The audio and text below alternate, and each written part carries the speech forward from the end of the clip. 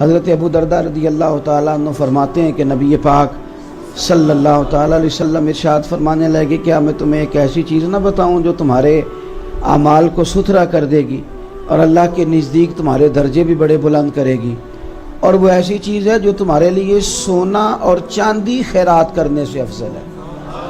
یہ ترمذی شریف میں موجود ہے۔ اور پھر نبی کریم علیہ الصلوۃ والسلام فرمانے لگے یہ اس سے بھی بہتر ہے کہ تم دشمن سے جہاد کرو، وہ تمہیں مارے اور تم اس کو مارو۔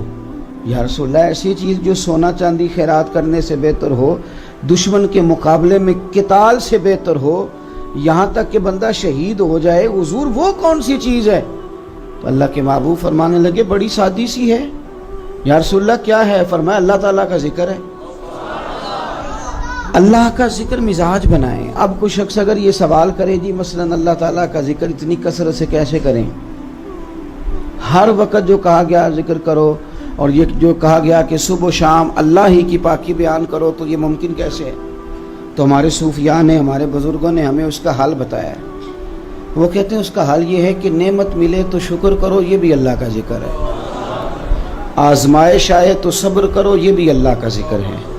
اللہ تبارک و تعالی جب تمہارے حق میں کوئی فیصلہ اپنے کرم سے کر دے، پھر اس فیصلے کو رب کی رضا سمجھ کے قبول کر لو، یہ بھی اللہ کا ذکر ہے۔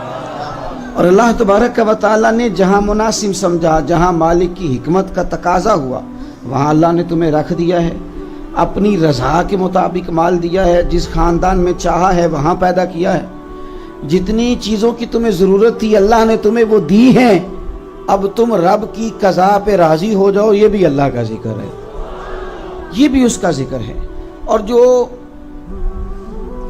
اس طرح اپنی زندگی کو ڈھال لیتا ہے، ہمارے بزرگ فرماتے ہیں اس کا لازمی نتیجہ یہ نکلتا ہے کہ اس کی زبان اللہ کے ذکر میں مشغول ہوتی ہے، اور رب اس کے دل کو اطمینان قلبی عطا فرما دیتا ہے، ٹھہراؤ نصیب ہوتا ہے۔